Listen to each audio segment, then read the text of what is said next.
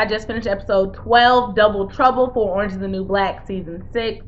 So this episode kind of had a lot going on this episode. Where to start? Let's start with something small, not necessarily small, but McCullough.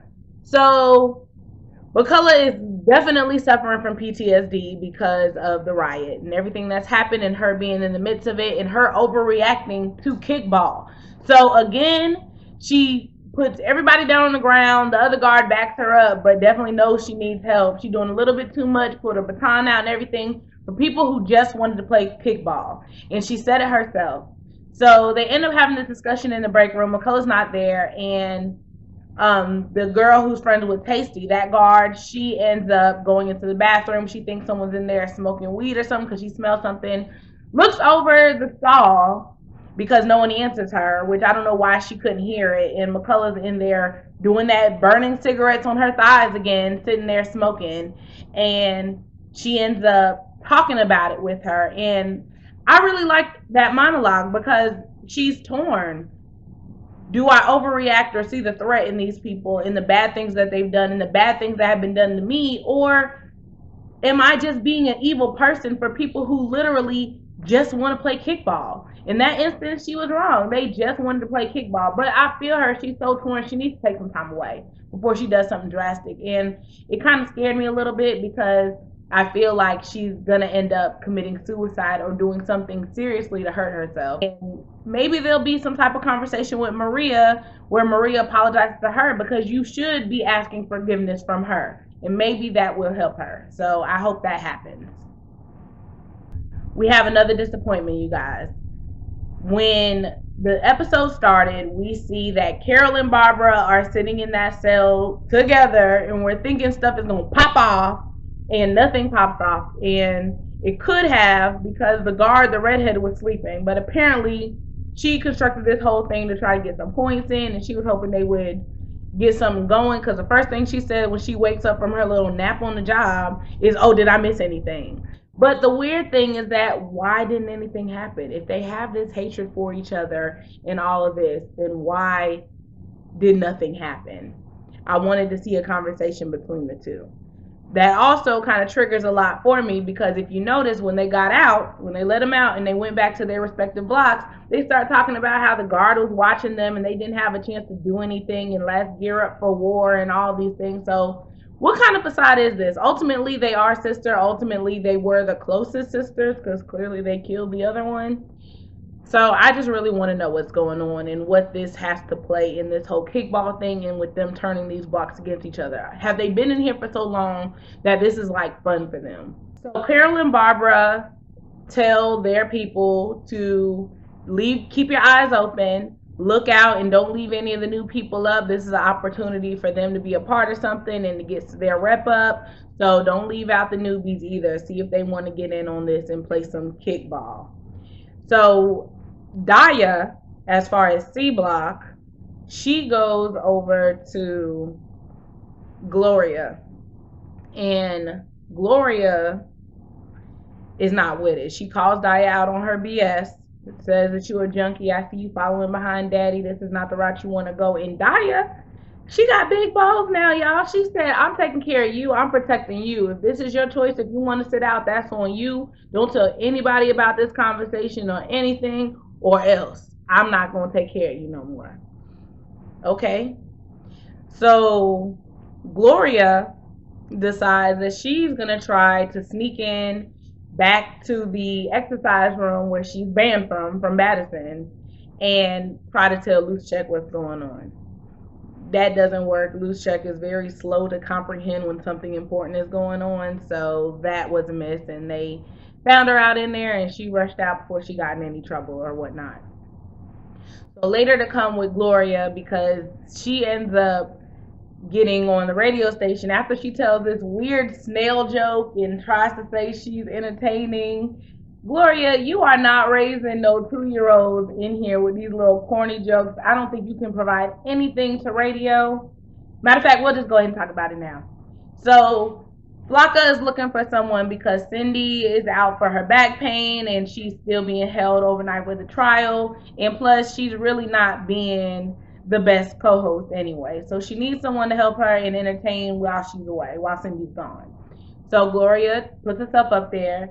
Now, this is a way for her to try to use the radio to get a message out, I'm assuming. And she ends up locking the door because she finds in Loose Check's desk the papers for Fantasy Inmate. Oh man, y'all, what is about to happen? So she says this whole monologue. This is an episode of monologues, y'all. She says this whole thing about how these guards are turning us against each other. We need to get together and they're the real enemy, and why don't we just stop fighting? There's no point. We're in here. Let's just live and everything. And finds out she blocked the door, and Flocka says, "Oh, that'll be great on the radio." What do you mean? I thought I just put it on the radio. No, you didn't, because the guard has to come in and switch it on. So the guard then finds out that she knows about these papers in Fantasy Inmate. So he ends up trying to pretty much lower the situation and puts her in AdSeg. I don't know where this is going to go. As far as Fantasy Inmate, is it come to a conclusion? Is it over? Are they going to turn against them? How is this message going to get out to the crowd? Throughout the episode, Linda is doing a PR fight to try to get good publicity for this new company called Polygon, which is no longer MCC, and re-imaging, rebranding. They got CO hats, and she's talking to Fig and saying they're doing this number-based entry into their system so they can rate inmates. It also comes out that they are trying to release the 25 least dangerous to bring in higher, what's the word to use? To bring in higher charges or more dangerous people so that they can get more money off of them, because they're taking the people that other jails and maybe state or federal prisons won't take, because this is clearly a private prison. So Fig gives her a list of people that she can interview or use for this new material they're trying to create, this PSA. They also use Loose Check and the black guy who never smiles. But when I tell you, Suzanne had everybody in there laughing until they got irritated because they was in there for so long. But yes, for the Shonda Rhimes quote. So I knew that she was doing Shonda Rhimes for the one that was Christina talking to Meredith. I wasn't familiar with the one of Olivia Pope, but yes, for Shonda Rhimes, kudos to you doing it Thursday nights and showing it in Orange is the New Black. Oh, I love Suzanne. Because Fig has not input all of these names and their numbers and their and what they were charged for in the system, she gives the job to none other than Aleda's boo, which is perfect for him because he gets to lay low and just put some things in while he's doing his dirty work, so people won't really be looking to him to see what he got going on. He could just go in and out smooth and get everything done while he's just plugging numbers into the system. So we know that Alex is Piper's caretaker in a way. So Piper has told her about Madison's plan to give her more time, and Alex is straight up pissed, wants it to end. And Piper knew she would do this, but Alex, of course, takes it into her own hands and goes straight to Madison. And Madison basically says, "I don't like Piper, and I will continue to do what I'm doing to Piper unless you work for me." Now, Alex called her out on her BS too.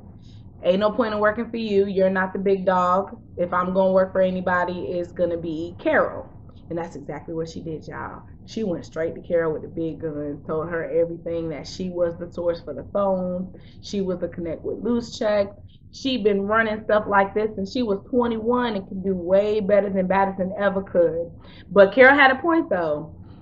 If someone is so eager to be on top and be praised by you, why not keep them on your side? So Carol's smart because she didn't just put Alex on and take Madison off. She teamed them together, and she'll figure all that out later, besides who's better or whatnot, at least after the kickball scrimmage. So I like the way she played that card. I like the way Alex played that card. And by the time Carol got to Madison, though, too late. Madison has already handed Baldy over here some incident report, or not even an incident report, but told him to put some nasty things on Piper's report so that she could stay in longer. And he wants a blowjob for it. So apparently The girls do the blowjob because they have this new theory of getting the hard things out the way so that the day is easier and it lacks procrastination.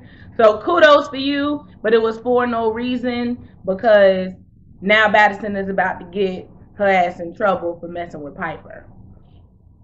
The good thing is that Piper had her own plan, her own bright idea. Let's go over and speak to a guard and let them know that Madison has planted heroin on me so they can protect me and put me in ADSEG until the end of my term here. So she goes to the red-haired guard, bad choice, and she basically tells her to make friends with her, spend some time with her. Of course, she's saying all this so she can get some points for fantasy inmate, and she pretty much doesn't care. So then Piper chooses the right one. So she comes to him, and the way she's talking makes him feel like she knows something. And because he's inputting all these things, it works in her favor. So basically, he posts for her to get out early and puts her in the system as one of the 25 people who would be able to be released because they don't have a bad record. Oh my gosh. So people about to get released out here. I really want to see who the other 24 are going to be. That happened literally the last moment of the episode, so we will see in our final episode. Excited to see who gets out.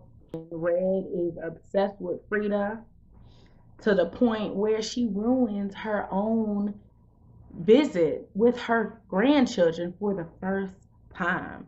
So you're in line, you're all hyped, saying nothing can ruin this day, no one can take this away from me. They got the kids screaming out in the lobby, don't even know where they are, just acting up, acting a fool. And you see Frida in the hallway and everything just goes red. Why would you do this? Ruin your whole day. It's just like what your son said. You have ruined this for yourself and you've done it again now. And now you're about to get put in solitary because you can't keep your hands to yourself so you can go see your grandchildren for the first time. Ugh. Nikki is still trying to act like she's part of the team with Barb, so I really still don't know if Barb believes or not, but we'll see. And the major part of this episode was Tasty's trial. First, Caputo. You show up after the trial, you're sitting there, and of course, the first thing the lawyer is going to say is, oh, we could have used your testimony in person. Thought you would be gone. Okay, another strike for Caputo. Please, I need you to do the right thing and stay on the right track. Like, you're really trying to do something, but you keep making all the wrong moves that's not putting you out there. Stop working behind the scenes. Get it done. So he's trying to get information from the lawyer, which she's smart. Go ahead and head to the bathroom where he can't follow you because he's coming on a little bit too strong. But we learned that Tasty's testimony is pretty much what this whole thing is going to rely on. She needs to make sure that the jury feels compassion for her, understands her situation, and that she had no choice for some of the things that occurred, but that she didn't have anything to do with this officer's death, Piscatella. So Tasty is feeling down. She's in her jail cell awaiting for her to come out for her testimony, and Caputo goes down there and literally gives her the motivation that she needs. And I really liked what he said to her because she has to fight. If you want people to fight for you, you have to fight for yourself. And put that Tasty out there that we all know, love, and adore, and make them understand and see who you are. And towards the end, she was really getting it. Like, she was getting to the meat. And I really appreciated what she said. The last thing that she said was that all she wants is that the person who murdered her friend to tell you why he murdered instead of me being up here explaining why I didn't kill a guilty one. Yes! Yes! So we are coming up on the final episode, you guys. Kickball is about to start. We'll see what happens with Maria and Gloria. See what happens with Barb and Carol in this showdown that's apparently about to go. Let's see the verdict with Tasty and what happens with that. Also, who's getting out? I want to know who's getting out. All right, so that was my episode review. Check me out on Facebook as well. That's www.facebook.com/ScreamQueen.